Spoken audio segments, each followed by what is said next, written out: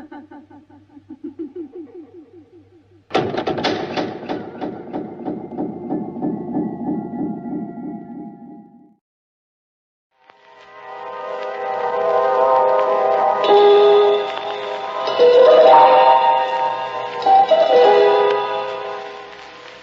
lives in a world of time and space. He lives in a spectrum of the universe. When he ventures beyond this limit, he is in the unknown, a realm where strange forces are brought into play. When man attempts to misuse these forces, he is sometimes destroyed. This is Macabre.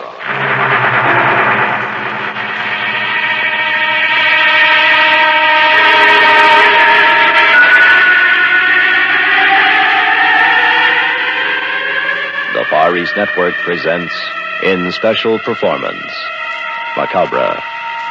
Tonight's story, Final Resting Place.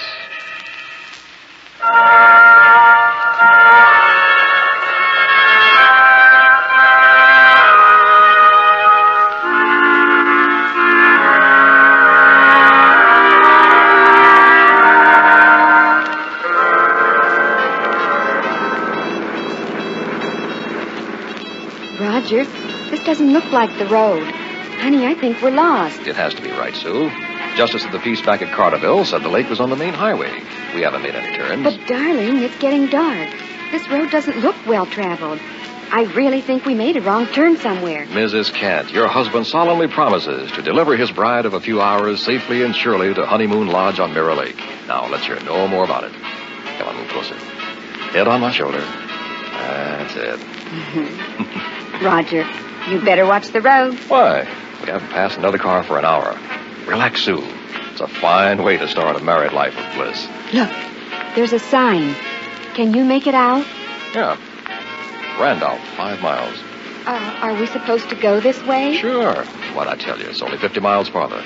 Randolph is our halfway point. But this country road, how can they call a lonely trail like this a highway? You're just a sophisticated cityite. Now close your eyes and listen to the radio. We'll be there before you know it. All right, darling. I guess I'm getting jumpy. Head on my shoulder and not another word. Okay? Okay. We interrupt this program to bring you a special news bulletin. Authorities of the state asylum have just issued the following warning. A dangerous homicidal maniac escaped custody this morning and is believed to be in the vicinity of Randolph. Roger. He's 45 years of age, weighs 200 pounds, has thick gray hair, and answers to the name of Dr. Vardmore. We repeat, this man is a dangerous killer. Those in the vicinity of Randolph are urged to take extra precautions tonight. Since this killer is armed, the public is warned against walking alone or driving at night on the quiet roads near Randolph. Report all suspicious persons to the county sheriff's office. Now we return you to Stars of Music. Roger, did you hear that? Sure, but how does it concern us? Darling, we are driving down a country road near Randolph. Suppose we should have car trouble or a flat tire. Oh, you are getting jumpy. Let's stop in Randolph for the night. But, Sue, our reservations at Mirror Lake are for tonight. Please, Roger. I have the strangest feeling. If we don't stop at Randolph, we'll never reach Mirror Lake.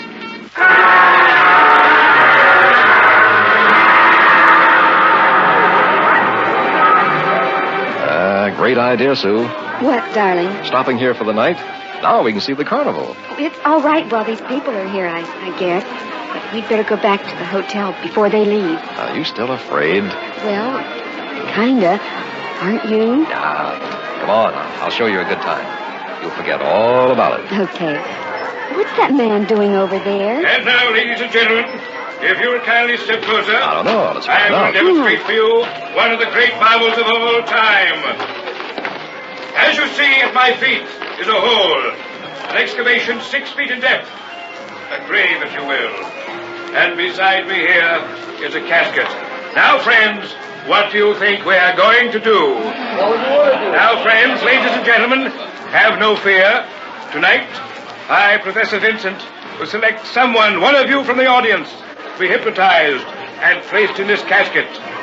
Then, I will bury him alive for 5 days. If he's not buried that long, he ain't gonna wind up much alive. Just a moment, please. 5 days at $100 a day. Now what do you say? Who wants to make $500? There is absolutely no danger. A shaft will be sunk so that we can see your head. You'll get plenty of light and air. Food will be lowered to you. Nothing to it at all. Who'll be the first volunteer? You about as popular as an undertaker, pal. Come now, ladies and gentlemen. Under hypnosis, believe me, 5 days will seem like an hour. The easiest $500 you've ever made. Who will volunteer? How about you, my bumpkin comedian friend? No, sirree. Last year I took sick with pneumonia. Thought sure I'd end up in one of them boxes. Did you recover? It's hard to tell from looking at you. You, sir, what is your name? Roger, he's pointing at you. I don't think I'd be interested. Who are you, sir? Roger Kent? Roger Kent. Does $500 interest you? Well, sure, but, Good. Good, you'll make a fine subject. Now, wait a minute. And, Roger, who is the young lady with you? My wife, Sue. Oh? And what do you say, Mrs. Kent? Why, I think it's just a dreadful idea. No. You better pick someone else, Professor. Nonsense. Do you need the money? We do need it. But not this way, Roger. It's awful. $500 would pay off the car. We'd still have 10 days left for our honeymoon, Sue. Well, how about it, friends? Don't let him tempt you. I don't like that man. It is a lot of money for only 5 days. We can't wait all night. What do you say? I don't know. Say no, Roger. Speak up. Yes or no? I'd hate to turn it down. You're not going to be buried in that terrible coffin. Tell him no. Go ahead, pal. We got a first-class cemetery. All right, everyone. Roger and Sue, time's up. Tell you what I'll do. Think it over. If you decide to go through with it, come back after a couple of hours when the carnival is closed for the night. I'll be waiting for you in my trailer.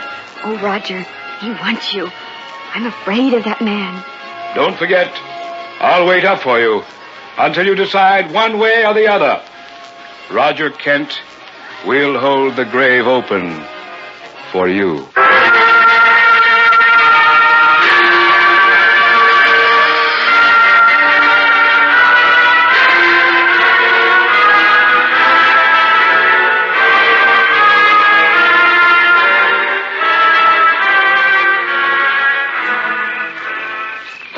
Roger, I'm afraid. Listen, Sue, my mind's made up. But suppose... Face up to it. We need the money.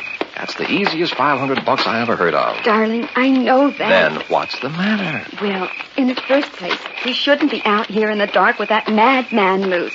In the second place... Professor Vincent seems too interested in me. Oh, Roger, you read my mind. I'm just trying to protect you, honey. That man, I don't know. There's something wrong. Admit it, Sue. You don't like the buried alive act. Isn't that it? Yes, I guess so. It's horrible. I thought so. Uh-oh. This must be his trailer. Professor Vincent. Here it is. Roger. Yeah? If he answers, there'll be no turning back. It'll be too late. I know. No turning back. Professor Vincent? Come in, Roger and Sue. Come in. Did you really think we'd come? I was certain. You see, there is no other way.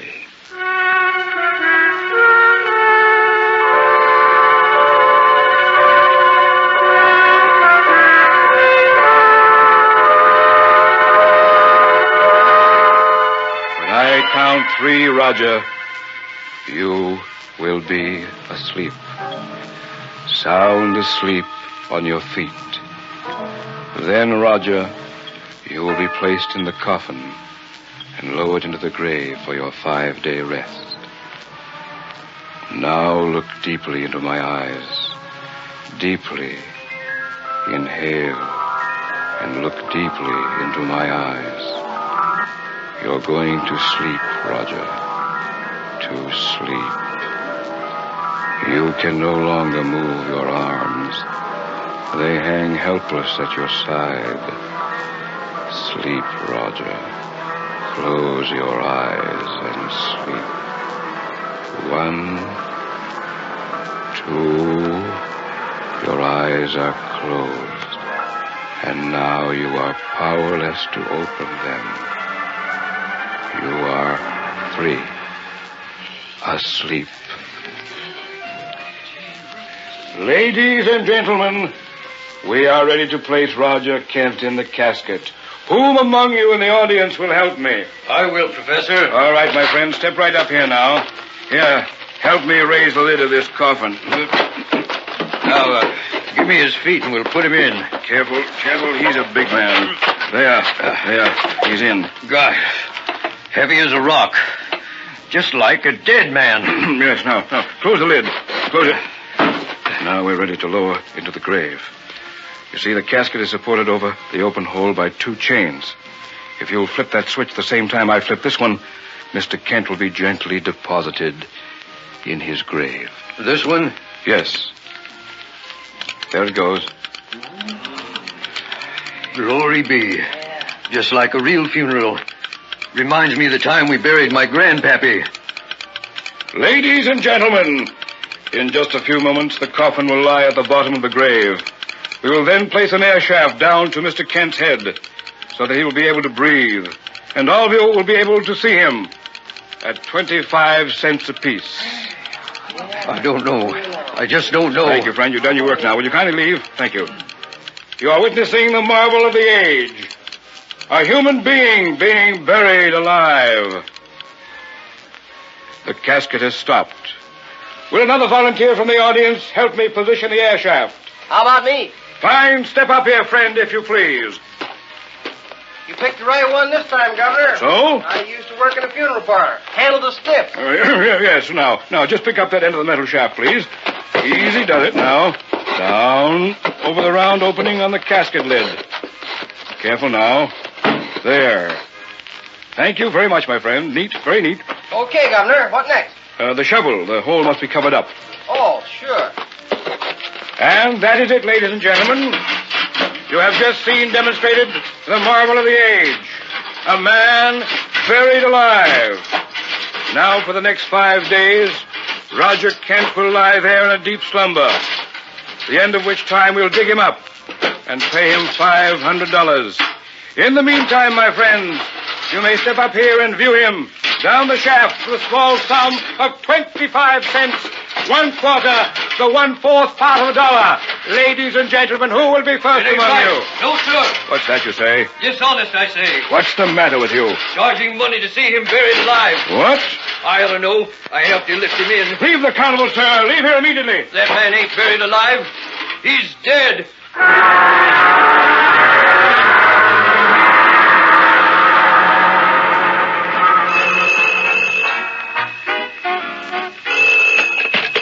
Hello? Hello, Mrs. Kent. This is Professor Vincent. I got your message. First chance I've had to call you. Oh, Professor, I'm so glad you did. What's on your mind? How is Roger? I keep telling you he's all right. Now you must stop this nonsense. Well, it's been 3 days since he was buried, and he just lies there so still. Oh, if I could only talk to him. Mrs. Kent. I called down to him, but he never moves or opens his eyes. And after all this time, I know something is wrong.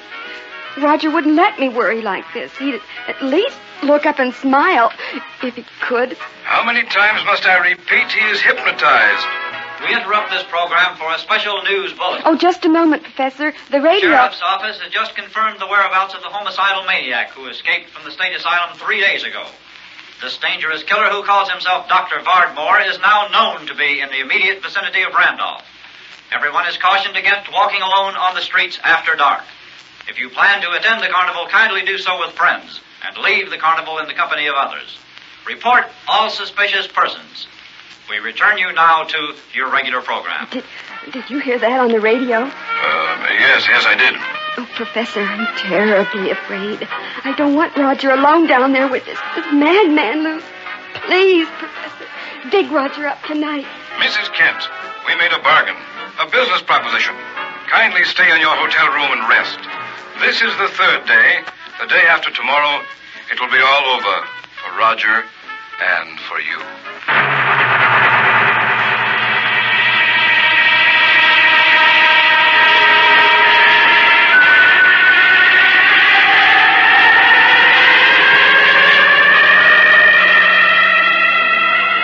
Pardon me, ma'am.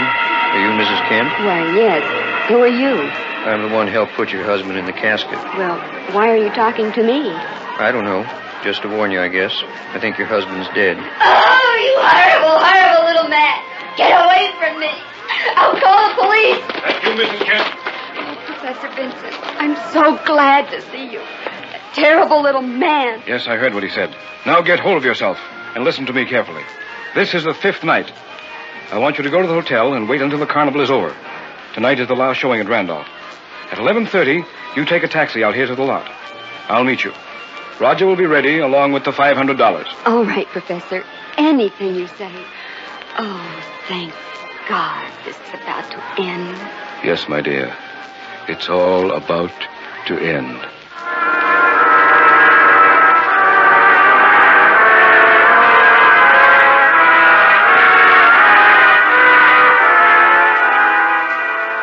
Are you going out, Miss Kent? Yes, clerk. And here's the key to my room. Thank you. I don't think it's wise, though. I mean, you're going out alone.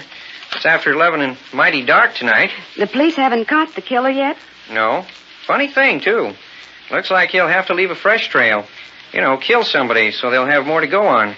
Now, why don't you take someone with you? Oh, I'll be all right. I'm meeting Professor Vincent at the carnival lot.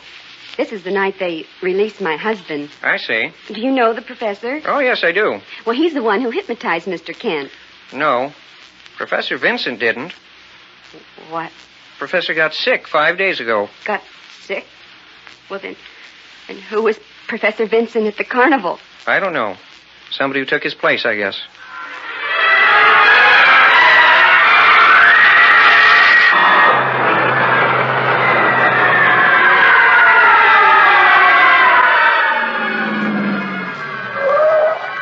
Here you are, driver. Thank you.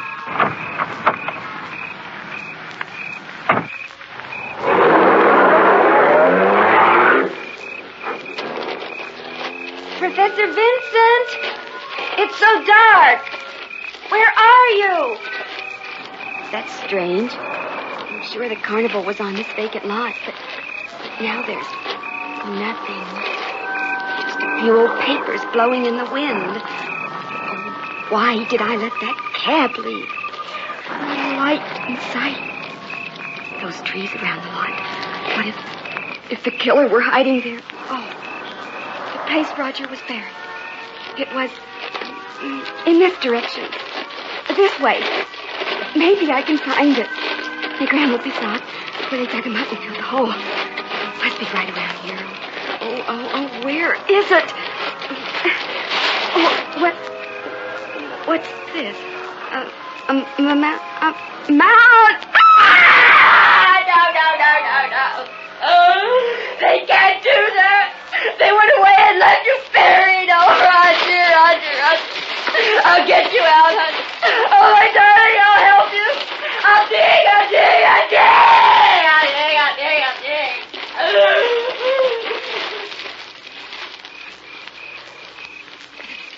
Something is watching me from those trees. I saw it move. I couldn't get out of here. I'll be back, Roger. There's an all-night filling station 5 blocks away. Maybe I can make it there. Oh, it moved again. There is someone out there. Roger, is that you? No, it's coming after me. It's too big for Roger. I don't know what it is. It's gaining on me. I can't let it catch me. No! Mrs. Kent, calm yourself, please. Who are you? Don't you know? I'm Professor Vincent. I was waiting for you. Now, come with me to my trailer. No, you're not Professor Vincent. So, you guessed. Who are you? There's nothing to be alarmed about. You're in safe hands at last. I am Victor. Dr. Victor Vardmore.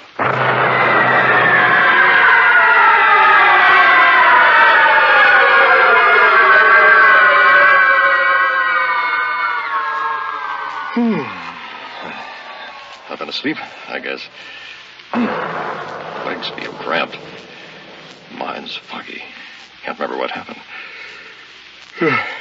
Sue, where are you? Dark. Pitch black. It must be night. Quiet. Not a sound. I could only remember. Think back. Smells damp, like fresh earth. Where am I? Gotta get up, stretch my leg. No rooms. Wait a minute. There was this carnival. Professor Vincent. Oh, it's beginning to come back now. I was hypnotized and put in a casket. Buried for 5 days, yeah. Yeah, it's clear now. The time's up. Yeah. They're going to dig me up now. Boy, the deep hypnotic spell that little boy put me in. I'm glad it's over. Okay, Professor. You can bring me up now. I guess he stepped away from the shaft. Shaft? Where's the shaft? What? It's supposed to be over my head here so I can see up. Can't see a thing. Cloth line, coffin lid, where shaft should be. What's going on here? I'd like to get out, Professor. Is it possible they went away and left me buried alive? Oh, no. Professor! Sue! Help! I'm buried alive! Good Lord. Help! Gotta get out. Help me, somebody! Don't leave me down here to die! Help! Push harder! More! No use. Won't budge. Help! I'm gonna die. You left me here to die. Can't call for help. Nobody'd hear me. Carnival left. There's nothing up there but vacant lot, edge of town. Somebody came back. How could he tell I was down here buried? Oh, God, don't let this happen to me. Please. Help me. Save me. God, don't let this. I don't want to die. Roger. I'm doing things. This is Professor Vincent. Now listen carefully. Where are you? Get me out of here. Don't fret. Your oxygen supply won't last much longer. Oxygen? You're buried alive, Roger. And I'm not coming back for you. Not going back? I'm leaving you buried there. Well, Professor, I'll kill you. How, Roger? Tell me how. I'll kill... Don't excite yourself any further. Or the oxygen pellet won't sustain your lungs. You are hearing my voice in a small, shortwave receiver and transmitter near your head. I am talking to you from my trailer about a block from you. Sue is with me, Roger. I want you to listen very, very carefully. Sue, there? Go ahead, Sue. Tell him. Oh, Roger, are you all right? Yes. What's he doing with you? Please do as he says, darling. He's not the real professor. He's that escaped madman from the asylum, Dr. Vardmore. He's crazy, Sue. Please, darling, we have no choice. Please, quick. Listen to me. One move like that, and I will kill you both. I've gone to a lot of trouble to set up my final demonstration. What are you going to do? I am going to try personality transference. We have the required situation. A man buried alive in mortal fear of death. And the woman he loves, who will do anything to save him. If we do, as you say, what then? I will release the two of you. And if we don't? You have just enough oxygen for just a few more minutes. I see. Hurry, Dr. Vardmore, get it over with. Now, Roger, I want you to think about Sue. Sue, you about Roger. Each imagine he is the other. Roger, you are standing beside me in the trailer. Sue, you are lying down there in the casket. No! Cooperate and I will free you. It's your only way out of that grave. If it works, you mean I'll be in Sue? Yes, and she in yours. Do it, darling. It's our only chance. He's not Sue. That's enough. One more refusal, and I'll turn off the shortwave transmitter and leave you in your dark world forever. Now, Roger, imagine you are Sue standing here. Sue, you concentrate on being Roger in the casket. Think, put everything else out of your minds. I have it. Repeat something you both know. Say the 23rd Psalm. Here we go now. Start with me. The Lord is my shepherd. I shall not want. He maketh me to lie down in green pastures. He leadeth me beside still waters. He restoreth my soul. He leadeth me in paths of righteousness. For his name's sake, even though I walk through the valley of the shadow of death, I fear no evil, for thou art with me. Thy rod and thy staff, they comfort me. Thou preparest a table.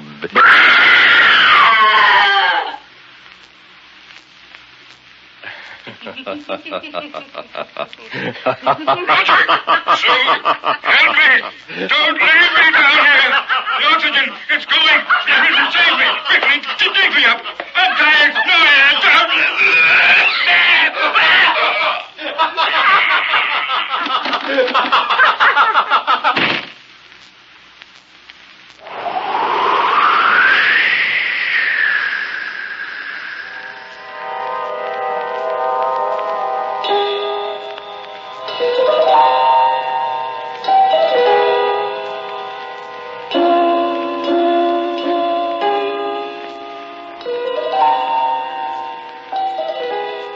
You have just heard Macabre, a special Far East Network presentation. In our cast were John Buey as Professor Vincent, Mitzi Hennessy as Sue, William Verdier as Roger, Milton Radmilovich, Air Force Sergeant Bob Eddy, and Air Force Sergeant Newell Stewart. Technical supervision by Hiroshi Ono. This is Air Force Sergeant Al LePage speaking. Macabre was written and directed by William Verdier.